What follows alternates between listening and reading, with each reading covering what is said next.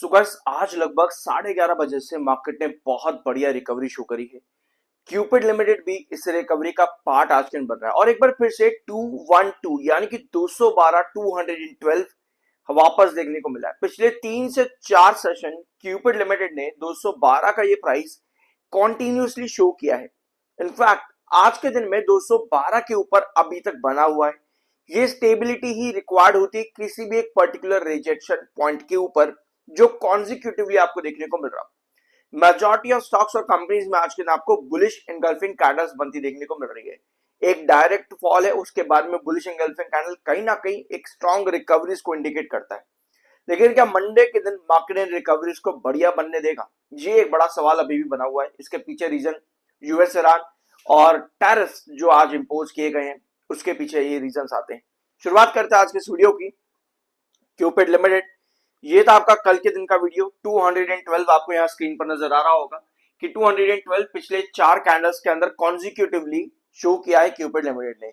आज के सेशन में भी आपको 212 का ये प्राइस कॉन्टिन्यूसली देखने को मिल रहा है। लगभग 9:30-10 बजे, बल्कि 10:30 बजे से आपको ये प्राइस दिख रहा है, लगभग 212 रुपए का। ठीक है, 10:30 बजे से 212 रुपए के प्राइस पर ये लगातार जो है यहाँ पर कंसोलिडेट कर रहा है आज के सेशन में। अब ये इंपॉर्टेंट क्यों है? पहली एक चीज यहाँ पर और नोट करना, वैसे मैं यहाँ पर अभी आपके साथ वॉल्यूम्स और डिलीवरी लेने वाला था। कल के सेशन भी आपके पास बहुत अच्छे खासे बार एक्टिव हुए थे क्यूपिड लिमिटेड में। कल भी लगभग आपको जब मैंने वीडियो दिया था तब भी आपके पास अराउंड 1 करोड़ से 98 लाख तक के बार थे और सिर्फ 27 लाख के आसपास आपके पास सेलर थे। तो कल भी बाहर थे, आज भी बाहर ज्यादा है। कल बाहर इतने थे कि आपके पास लो वॉल्यूम पर हाई डिलीवरी परसेंटेज आया। इस कॉन्सेप्ट को बहुत ध्यान से समझना। क्यूपिड लिमिटेड में आज आपको इस तरह से मोमेंटम नजर आ रहा है 212, जो कि आपका लगातार यहां पर आ रहा था, लेकिन बार बार सेलर एक्टिव हो जाते थे। आज यहां पर 212 के ऊपर सस्टेन हो रहा है। लगभग इस समय 1:30 बजने वाला है और 212 के ऊपर ये कंटिन्यूसली आज के दिन बना हुआ है। हमें ये क्लोजिंग चाहिए आज के दिन की। इनफैक्ट 212 ही नहीं बल्कि 214 के करीब हमको ये क्लोजिंग चाहिए। अगर हमारे पास 214 पर क्लोजिंग आती है तो हम कहीं ना कहीं एंटिसिपेट कर सकते हैं, एक्सपेक्ट कर सकते हैं कि 218 हमें मंडे के दिन देखने को मिले। हमें ये कॉन्टिन्यूसली चाहिए 214 218। रीजन पता है क्या है इसके पीछे? रीजन ये है कि 7 EMA के नीचे लगातार पिछले 4 सेशन, ये जो आप ब्लू लाइन देख रहे हो ना, ये आपका 7 EMA लगातार पिछला 1 2 3 और 4 सेशन आपको सेलर मिल रहे थे 7 EMA पे। आपको मालूम है क्यूपिड लिमिटेड ने, अगर आप चैनल पर रेगुलर हो तो आपको ये बात पता होगी, क्यूपिड लिमिटेड ने ये सारे रिटर्न्स सिर्फ अपने फंडामेंटल और फाइनेंशियल ग्रोथ की वजह से ही नहीं दिए, in fact technical point of view पर 7 EMA की वजह से भी दिए। अभी जो आपको ये करेक्शन और साइडवेज पैटर्न नजर आ रहा है, ये 7 EMA के रिजेक्शन की वजह से ही है। और आज इस 7 EMA के ऊपर अभी तक बना हुआ 1:30 बजे था। तो आज के दिन की जो क्लोजिंग है 214 पर आती है तो हम कहीं ना कहीं एक्सपेक्ट कर सकते हैं 218 आने वाली वीक के अंदर, क्योंकि बहुत बड़ी पॉसिबिलिटी है स्पेशली इस वीक मार्केट में, और वो भी आपके इस वीक ट्रेंड के बीच में। तो अभी बहुत ज्यादा अनसर्टेनिटी यहां पर इस चीज की बनी हुई है कि क्यूपिड लिमिटेड क्या यहीं से ही आपको साइडवेज चलता देखने को मिलेगा इसी तरह, या फिर आने वाले वीक में कुछ बड़ा हो रहा है टुवर्ड्स 222 के प्राइस पे। ये बहुत ज्यादा अनसर्टेनिटी भी बनी हुई है चार्ट्स के 7 EMA के ऊपर, क्योंकि 7 EMA क्या कर रहा है भैया, दिन के आखिर में जाकर के रिजेक्शन दे देता है। कहीं आज भी ये ना हो दिन के आखिर में जाकर के रिजेक्शन दे दे। तो बहुत ज्यादा अनसर्टेनिटी यहां पर है। पिछले 3 कैंडल में भी आपको यही दिख रहा है कि पिछले 3 कैंडल में आपके पास 7 EMA आता है, दिन के आखिर में रिजेक्ट होकर क्लोजिंग आ जाती है। ऑलराइट, अब आता है आपके नेक्स्ट पॉइंट के ऊपर। सब्सक्राइब जरूर कर देना। I am NRSM certified. बार अभी भी आपके यहां पर बने हुए अच्छे खासे। लॉन्ग टर्म ASM1 में अभी भी है। 62.5 पर आपका MFI, 59.8 पर आपका RC, दोनों टेक्निकल्स न्यूट्रल है। एक पॉइंट में यहां पर आप लोगों के लिए नोट करना चाहता हूं आज के दिन में, हमने यहां पर पी रेशियो का बहुत ज्यादा खोला है। पी रेशियो क्या होता है, पी रेशियो को किस तरीके से मार्केट में यूज करना चाहिए, और कभी भी एक टेक्निकल या एक इंडिकेटर को हम प्रॉपर फाइनेंशियल और फंडामेंटल के साथ डील नहीं कर सकते। काफी लोग कहते हैं कि भैया पी रेशियो अगर कम है तो बहुत बढ़िया, पी रेशियो अगर ज्यादा है तो बहुत बेकार।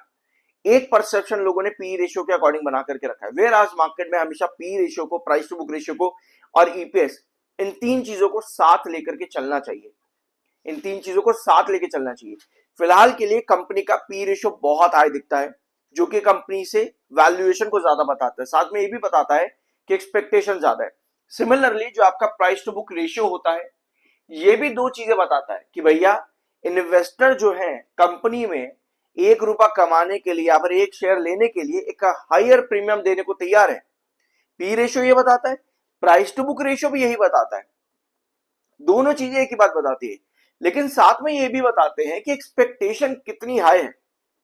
मैं आपको एक बार एक यहाँ पे ब्लैंक स्क्रीन पर हम एक ड्रॉ करते हैं, रफ डायग्राम एक यहां पर रहेगा, ठीक है। आपका ये पी रेशियो है और ये आपका ईपीएस है। पी रेशियो के साथ में हम प्राइस टू बुक रेशियो भी कर लेते हैं। पी रेशियो ने शुरुआत करी, बढ़ रहा है बढ़ रहा है बढ़ रहा है बढ़ रहा है इस तरीके से। ईपीएस ने शुरुआत करी, बढ़ रहा है बढ़ रहा है बढ़ रहा है बढ़ रहा है इस तरीके से। ईपीएस आपका हमेशा पी रेशियो के ऊपर होना चाहिए, ठीक है। ईपीएस हमेशा पी रेशियो के ऊपर होना चाहिए। अगर ईपीएस कंपनी का पी रेशियो के नीचे है तो ये कहीं ना कहीं इंडिकेट करता है ओवर वैल्यूएशन को, कि भैया ओवर वैल्यूड है स्टॉक का प्राइस। ये चीज इस चीज को, ये पॉइंट इस चीज को इंडिकेट करता है। तो ईपीएस अगर P ratio price to book ratio के नीचे है, इसका मतलब ये है कि एक्सपेक्टेशन जो है वो तो ज्यादा है, लेकिन कंपनी उन एक्सपेक्टेशन के अकॉर्डिंग ग्रोथ नहीं दे पा रही है। ये फॉर्मूला है बहुत इंपॉर्टेंट समझने के लिए। ऑल्दो इसके साथ में आप कंपनी का क्या कहते हैं उसको, एसेट, कंपनी के सेल्स, इन सब चीजों को भी साथ में डिवाइड करके पूरी तरीके से कंपनी की वैल्यूएशन को डील कर पाते हो। P ratio, price to book ratio, EPS कैसे कैलकुलेट करते हो, उनकी फॉर्मूलाज अलग है। लेकिन अगर हम को रिलेशन में देखें तो आपको कुछ इस तरीके का रिलेशन चाहिए होता है। और एक्सपेक्टेशन बताते हैं हमेशा, ये कभी ये नहीं बताते एग्जैक्टली कि ओवर वैल्यूड है या अंडर वैल्यूड है, गिरेगा या बढ़ेगा, क्योंकि आपका पी रेशियो अभी 210 या 210 के आसपास आपका जो प्राइस है, ये अभी जाकर के पी रेशियो आपको ज्यादा नहीं शो कर रहा है। इनफैक्ट जब इसका प्राइस 90s पर था ना, तब भी इसका पी रेशियो ज्यादा ही बताता था। लेकिन कंपनी ने अपने ईपीएस को बनाए रखने के लिए वो एक्सपेक्टेशन जो है ना, उसका ग्रोथ प्रोवाइड करा, जिसकी वजह से 90 रुपए की हाई ईपीएस पर, हाई पीई पर भी आपका शेयर बढ़ता चला गया। समझ रहे हो? इसका मतलब ये नहीं होता कि पी रेशियो अगर ज्यादा हो गया तो भैया ओवर वैल्यूएशन यहां पर हो चुके। उसके अकॉर्डिंग अगर कंपनी अपना ईपीएस बढ़ा दे तो भैया यानी कि एक्सपेक्टेशन आपकी मीटअप हो गई है, आप ग्रोथ अचीव कर रहे हो, तो आपको वहां पर तेजी मिलती है। इससे हम यहां पर क्या समझ रहे हैं कि अभी जो कंपनी के फंडामेंटल्स नजर आ रहे हैं, इस फंडामेंटल में सबसे मेजर रोल कंपनी के ग्रोथ का है। आज की डेट में जो कंपनी ग्रोथ दे रही है, जैसे मार्च में जो कंपनी ने ग्रोथ दिया वो बहुत बढ़िया है, तो कंपनी रिटर्न देने चली गई। जून के क्वार्टर में कंपनी बता रही है 150 करोड़ का रिवेन्यू देंगे, तो भैया कंपनी ग्रोथ बढ़ा रही है रिवेन्यू में। सिमिलर ग्रोथ अगर कंपनी प्रॉफिट्स पर भी बढ़ा दे तो हम यहां पर एंटिसिपेट करते हैं कि जो आपका पी रेशियो भले ही बढ़ रहा है, वो स्टिल ईपीएस के कंपैरिजन पर लो है। मतलब कि जो एक्सपेक्टेशन है वो अभी भी हाई है, एक्सपेक्टेशन के अकॉर्डिंग कंपनी नंबर भी दे रही है, ग्रोथ भी दे रही है, तो आपको आगे भी मोमेंटम मिलेगा। पर हर चीज के दो पॉइंट होते हैं कि अगर मैंने एक लोअर लेवल पर बाइंग करके रखी है तो मुझको क्या करना चाहिए। पी रेशियो आपको दो चीजें बता चुका है। अब ये हमारे ऊपर डिपेंड करता है कि हमारा क्या डिसीजन होना चाहिए, ठीक है। कंपनी का पैट में कुछ भी दिक्कत आती है, कहीं ना कहीं कंपनी को एक्चुअली बताएंगे कि भैया मैं ओवर वैल्यूड हूं। पैट में अगर कोई भी दिक्कत आती है तो वहां पर अगर मेरा डिसीजन 100 पर था एंट्री करने का, तो अब भी मेरा डिसीजन मेरे ऊपर ही डिपेंड करता है कि मैं यहां पर छोटी मोटी प्रॉफिट बुकिंग करना चाहता हूं या क्या करना चाहता हूं। आई होप ये सारे पॉइंट्स आपको यहां पर समझ में आ गए होंगे और इस वीडियो में कुछ नया आज के दिन जानने को मिला हो, क्योंकि आज मैंने आपके साथ price to book ratio, EPS को डायग्राम के जरिए बता करके दिखाया कि क्या जरूरी होता है समझना। क्योंकि हम एक इंडिकेटर के अकॉर्डिंग, सीरियसली ये मार्केट का फंडामेंटल रूल है। मैं बुक्स भी आपको दिखा दूंगा, मेरे पे बहुत बुक्स है, मैंने काफी बुक्स पढ़ी भी हैं इन चीजों को लेकर के।